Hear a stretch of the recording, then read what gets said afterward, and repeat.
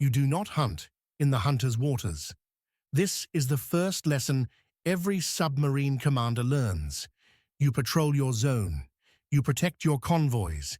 You stay where the enemy expects you, because the alternative is suicide. In 1940, the Italian Navy owned the Mediterranean, not shared it, not contested it, owned it. 6 battleships, 19 cruisers, 59 destroyers, over 115 submarines. The Regia Marina was the 4th largest navy on Earth, and every liter of water between Sicily and Crete belonged to them. Greek naval power, 6 destroyers, a handful of torpedo boats, and 14 submarines so old that Italian naval intelligence didn't even bother tracking most of them. When Benito Mussolini ordered the invasion of Greece in October 1940, his admirals laughed at the idea of Greek resistance at sea. Why would they worry? The Greek fleet was a museum. Their submarines were relics from the First World War. Slow, loud, obsolete. But in 1940, one Greek submarine refused to accept these rules, and for 3 years it turned the central Mediterranean into a hunting ground that made Italian captains change their routes, delay their schedules, and pray they would reach port alive. This is the story of Papanicolis, the submarine that should not have survived, should not have succeeded, should not have terrified one of the world's most powerful navies. But it did all three. Miltiades Iatridis is 34 years old when the war begins. He is not supposed to be a hero. He is a career officer in a navy that everyone knows will cease to exist within weeks of any major conflict. He commands Papanicolis, a submarine built in France in 1927. That makes his boat 13 years old when Italy invades. 13 years is ancient for a submarine. Most navies retire subs after 10. Papanicolis is 576 tons surfaced, barely 700 submerged. It carries 8 torpedo tubes total, 6 forward, 2 aft. Top speed, 14 knots on the surface, 9 knots underwater. For comparison, modern Italian submarines can do 17 knots on the surface and 8 knots submerged. Papanicolis is outmatched in every technical specification. But Iatridis has one advantage. He knows these waters. He grew up sailing the Aegean. He knows every island, every current, every place where the continental shelf drops away into blackness. And he knows something else. He knows that Italian convoy captains follow schedules. They sail predictable routes. They assume no threat. October 28, 1940. Italy invades Greece from Albania. The world expects Greece to fall in 2 weeks. Instead, Greek mountain troops stop the Italian army cold, then push it back 50 kilometers into Albanian territory. This is a humiliation for Mussolini, a disaster for Italian military prestige.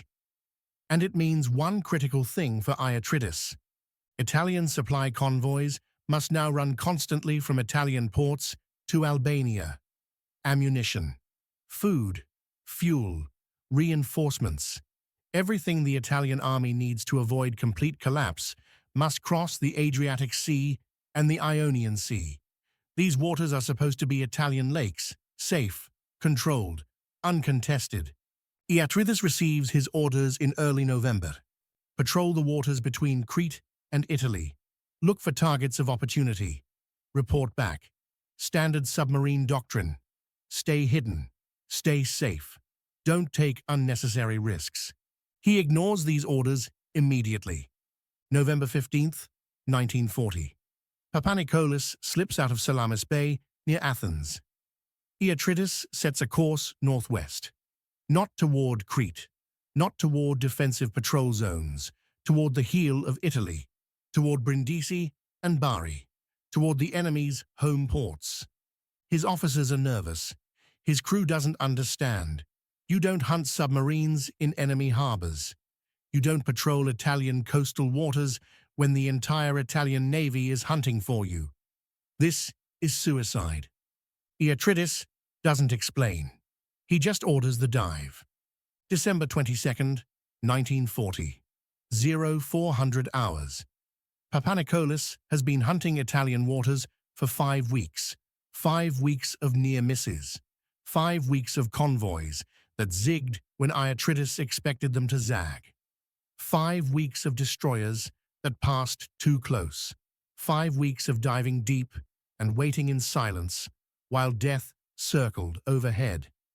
But tonight is different. Iatridis is on the surface, 40 kilometers south of Brindisi. The sea is calm. The moon is dark. Perfect hunting conditions. His lookout calls down a contact. Single vessel, small, no escort. Distance 4,000 meters. Iatridis raises his binoculars. It's a motor sailing vessel, maybe 200 tons. Not a priority target. Not worth a torpedo. Italian Naval Command wouldn't even notice if it disappeared. But Iatridis has been at sea for 5 weeks. His crew needs a victory. They need to know that all this risk means something. And more importantly, Iatridis needs to send a message. He needs the Italians to know that Greek submarines are here, that their waters are not safe, that the rules have changed.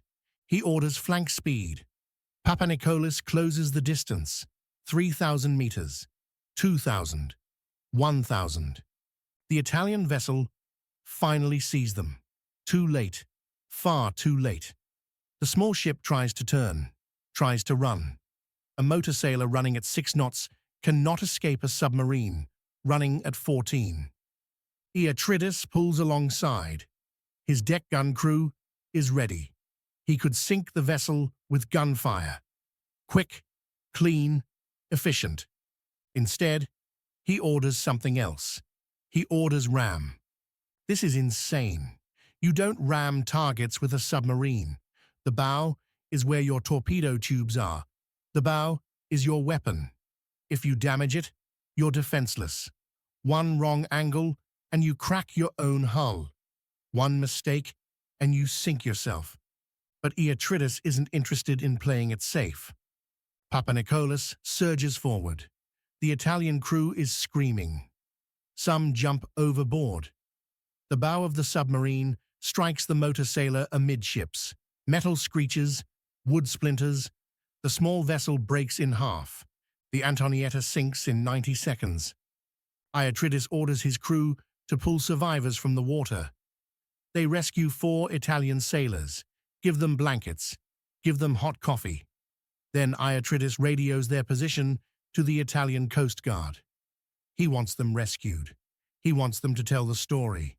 He wants every Italian sailor to know that a Greek submarine just sank a ship by ramming it in Italian home waters. The message is clear. We are here. We are hunting. And we are not afraid. But Iatridis isn't done. December 23rd, 1940. 20 hours after ramming the Antonietta, Papanicolis is still hunting. This time, the target is different. The lookout reports a large contact. Bearing 090. Distance 8,000 meters. Iatridis studies it through binoculars. This is not a motor sailor. This is a transport. 3,000 tons, maybe more. And it has an escort. 1 destroyer. This is a real target. This is what submarines are built for. But there's a problem. It's daylight. Full visibility. The sea is calm. The destroyer will see Papanicolis the moment it surfaces to attack, and a submerged approach in daylight against an alert escort is nearly impossible. Nearly. Iatridis orders the dive. Papanicolis slides beneath the surface. 50 meters. The destroyer is pinging. Active sonar. It's searching. But it's searching ahead of the transport. It's screening the expected threat axis. It's looking for submarines coming from the south, from Greece, from the direction enemy boats should come from. Papanicolis is coming from the north, from Italy, from the direction no Greek submarine should be. The sonar operator whispers the range: 6,000 meters, 5,000, 4,000.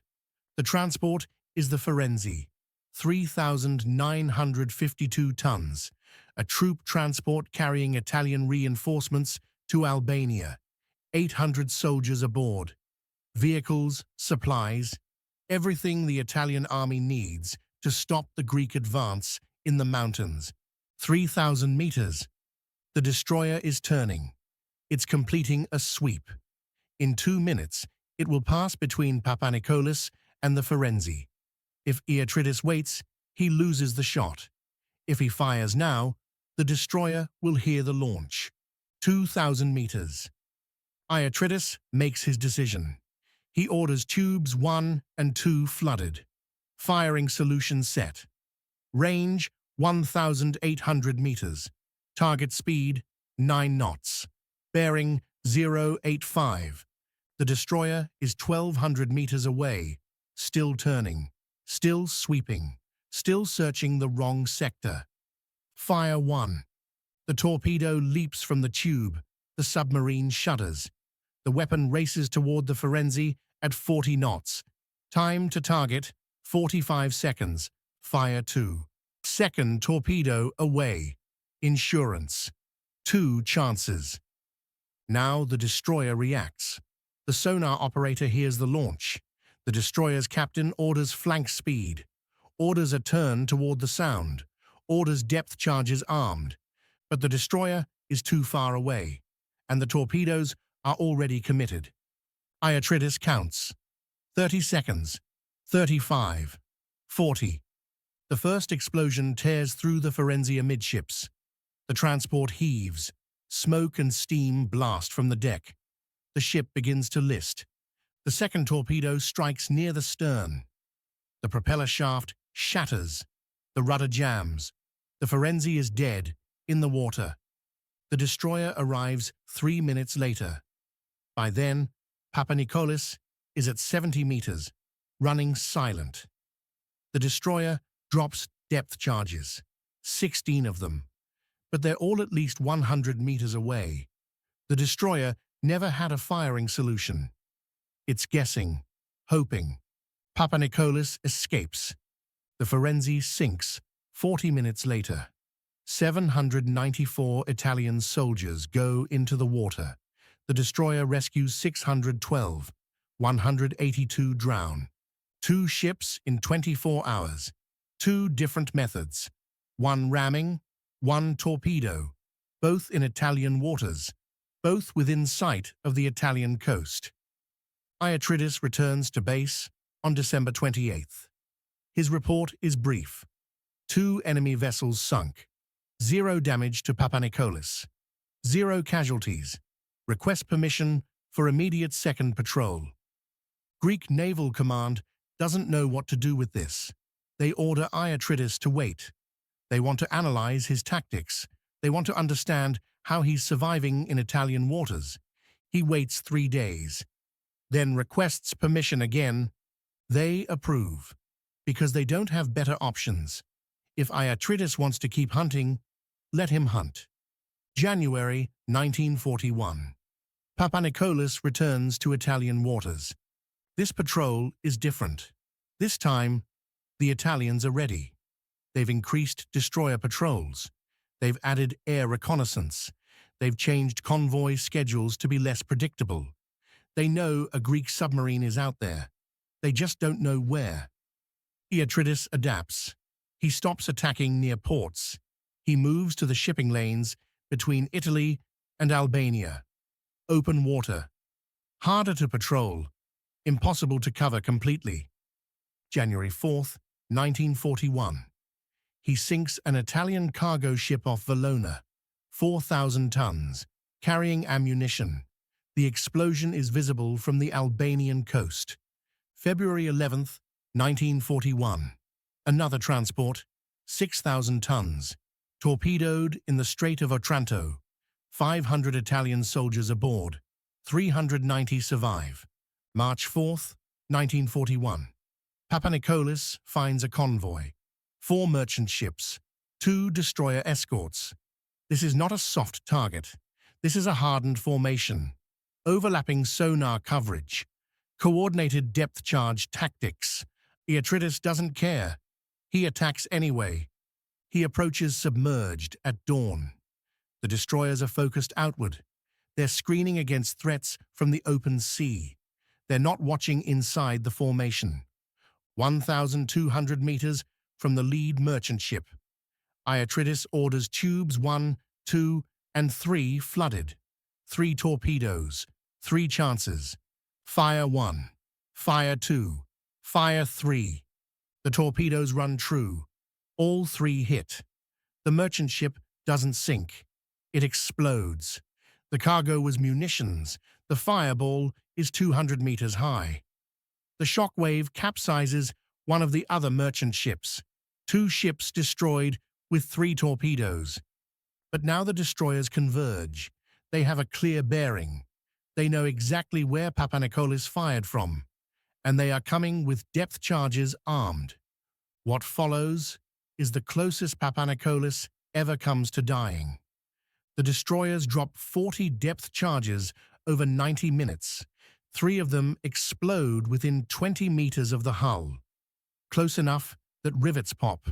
Close enough that seams split. Close enough that water sprays through a dozen small cracks. Iatridis takes the boat to 85 meters, beyond safe depth. The hull groans. The pressure is immense, but depth charges detonate at 50 meters. You go deep or you die. The crew is pumping water manually. The electric bilge pumps can't keep up. One man has a broken leg from being thrown against a bulkhead. Another has a gash on his head from a falling wrench. But no one stops working. No one panics. At 90 minutes, the destroyers give up. They have other ships to protect, other sectors to patrol. They can't spend all day hunting one submarine. Papanicolis surfaces 2 hours later. The damage is significant. The forward torpedo room is flooded. 2 tubes are inoperable. The radio is damaged. The periscope has a crack in the lens, but the boat is still afloat. The crew is still alive, and Iatridis still has 3 functional torpedo tubes. He stays on patrol for another week, sinks 1 more cargo ship, then limps back to Alexandria for repairs. March 1941. Papanicolis returns to Italian waters after repairs. This patrol is different. The Italians have adapted. More escorts, better coordination, tighter convoy formations. They know a Greek submarine is hunting. They just can't stop it. March 4th, 1941. Papanicolis finds a convoy. 4 merchant ships, 2 destroyer escorts. This is not a soft target. This is a hardened formation. Overlapping sonar coverage. Coordinated depth charge tactics. Iatridis doesn't care.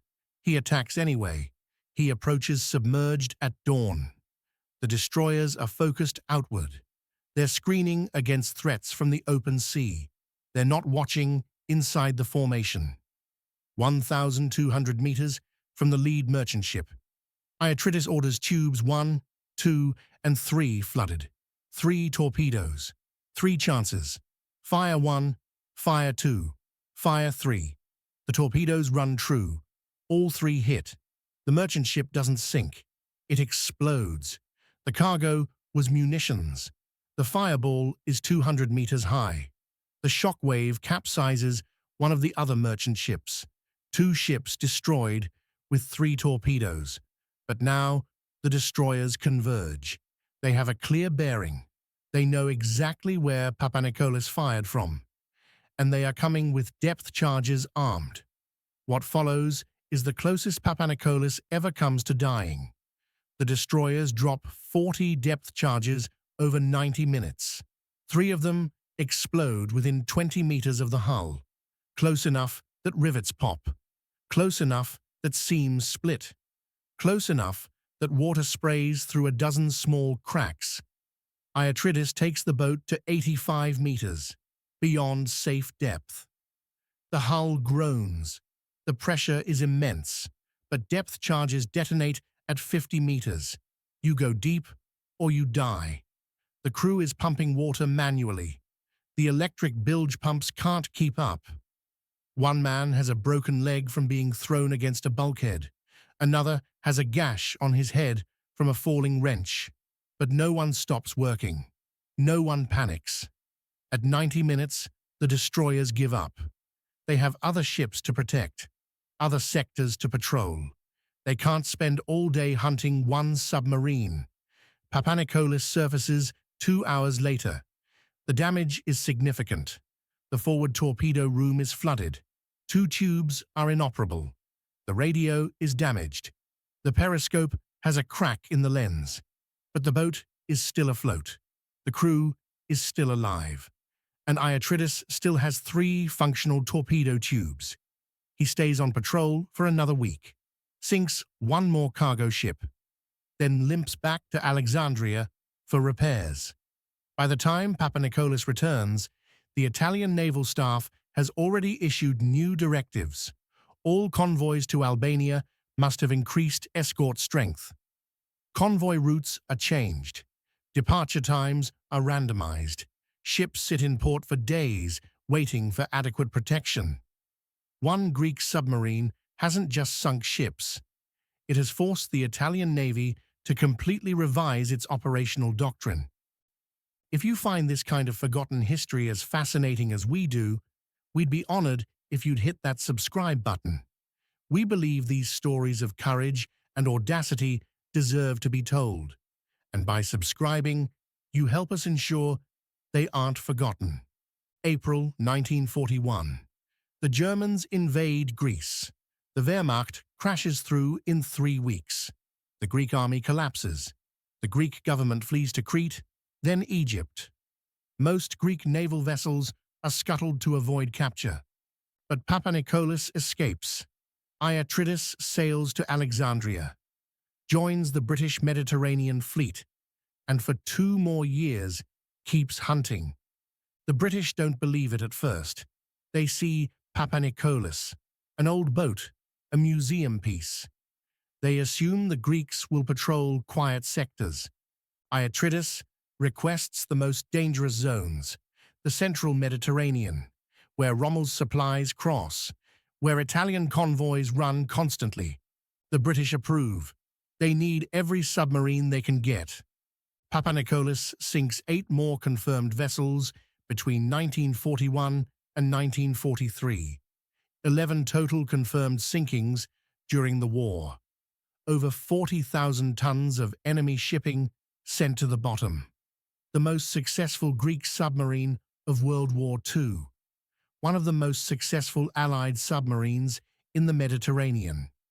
And through it all, Papanicolis never loses a single crew member to enemy action.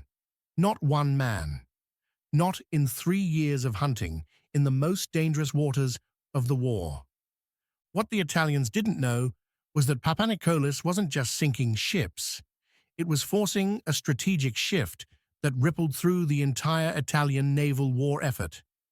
By February 1941, Italian convoy operations to Albania required twice as many destroyer escorts as originally planned.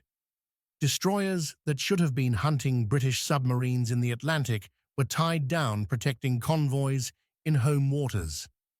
Cargo capacity dropped by 30% because convoys moved slower and smaller to reduce submarine exposure. The Italian naval staff wrote in February 1941 that submarine threats in previously secure zones had forced a complete revision of convoy doctrine. They didn't mention Papanicolis by name. They didn't know it was one boat. They thought it was a coordinated campaign, multiple submarines, maybe British boats that had penetrated their defensive screens. It was one Greek submarine, with a captain who refused to follow the rules. When British intelligence analyzed captured Italian naval records after the war, they found something remarkable.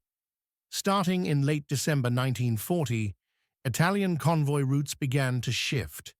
Ships stopped taking direct paths. They hugged coastlines even when it added days to voyages. They delayed departures, waiting for additional escorts, all because of reported submarine contacts in zones that Italian Naval Command had classified as secure. Most of those contacts were Papanicolis. The delays had strategic consequences. When Italian supplies reached Albania 3 days late, it meant 3 days where Italian units in the Albanian mountains fought Greek counterattacks without ammunition resupply. 3 days where morale cracked. 3 days where soldiers started to believe they couldn't win. Greece held for 5 months against Italy before Germany intervened. Part of that was Greek courage. Part was Italian unpreparedness. But part of it was logistics, supplies that arrived late, convoys that turned back, ships that never reached port. Papanicolis didn't win the war alone. One submarine never wins wars. But it changed the calculations. It made the enemy cautious. And in warfare, caution can be as deadly as a torpedo. After Greece fell and Papanicolis joined the British Mediterranean Fleet, those 8 additional confirmed sinkings between 1941 and 1943 targeted Rommel's supply line. Fuel that never reached his tanks, ammunition that never reached his guns, food that never reached his soldiers. The Africa Corps lost at El Alamein for many reasons: air superiority, better intelligence, superior numbers. But logistics was part of it. Rommel couldn't sustain his advance because his supplies kept disappearing in the Mediterranean. Submarines like Papanicolis made sure of that. British Naval Command wrote a commendation for Iatridis in 1943. It noted that his aggressive tactics had inspired other submarine commanders to press attacks even when outnumbered, to hunt in dangerous waters, to take calculated risks. That doctrine said was suicide. One Greek submarine, one captain who refused to accept defeat. 11 confirmed ships sunk. Over 40,000 tons of enemy logistics destroyed. Strategic impact that lasted 3 years and influenced operations across the entire Mediterranean theater. The Italians never figured out that it was primarily one boat. Even after the war, Italian naval historians estimated that Greek submarine operations in their home waters must have involved at least 4 to 6 boats operating in rotation to achieve the results documented in their convoy loss reports. It was one boat, with one captain, who simply refused to believe the rules applied to him. Miltiades Iatridis survived the war. In 1943, Papanicolis was finally too old for continued frontline operations. The boat had given everything it had. Iatridis took command of newer submarines, then surface ships. He rose to the rank of admiral in the post-war Greek Navy. He rarely talked about the war years. When journalists asked about Papanicolis, he always said the same thing. "My crew deserves the credit. I just gave orders." Any captain with that crew would have achieved the same results. But his crew said something different. They said Iatridis had an almost supernatural ability to read the enemy, to predict where convoys would be, to sense when destroyers were close even before sonar detected them, to know instinctively when to attack and when to slip away into the darkness. Maybe it was skill developed over years at sea. Maybe it was intimate knowledge of the waters he'd sailed since childhood. Maybe it was simply courage, combined with calculated aggression. Whatever it was, it worked. Papanicolis was decommissioned in 1945. After 3 years of combat operations, after diving and surfacing thousands of times, after withstanding dozens of depth charge attacks, the hull was worn beyond repair. The systems were exhausted. The boat had nothing left to give. It was scrapped in 1946, cut apart and melted down. No ceremony, no monument, just an old submarine that had outlived its usefulness. But the name survived. Today, the Hellenic Navy operates a submarine named Papanicolis, a Type 214 boat. Modern, quiet, lethal. The sailors who serve aboard know the history. They know their ship carries the name of a submarine that refused to accept defeat, a crew that turned obsolescence into legend, a captain who proved that courage and aggression can overcome technological inferiority. Miltiades Iatridis died in 1960. He was 54 years old. A car accident ended the life of a man who had survived 5 years hunting in the most dangerous waters of World War II. The funeral was attended by naval officers, his family, those members of the original Papanicolis crew who were still alive. But every man who served on that boat would tell you the same thing if you asked. Those 5 years, those patrols in enemy waters, those moments when death circled overhead and they waited in silence at 80 meters depth. Those were the most important years of their lives, not because war is noble, war is never noble, but because they mattered, because when their country fell, when their fleet was scattered, when every reasonable person would have surrendered, they chose to fight. They chose to hunt in waters where they had no right to survive, and they proved that old boats crewed by determined men can change the course of battles. Papanicolis rammed 1 ship, torpedoed 10 more, saved enemy sailors from drowning, survived 5 years of operations in the most heavily defended waters of the Mediterranean, and never lost a single crew member to enemy action. That's not just a military record. That's a statement about what humans can accomplish when they refuse to accept the limitations everyone else assumes are unbreakable. If this story moved you, please hit that like button. Every click tells the algorithm that this piece of history deserves to be remembered. We're dedicated to rescuing these forgotten stories from the archives. If you want to join us on this mission, please subscribe and turn on notifications. Where are you watching from? Drop a comment with your city or state and tell us if someone in your family served.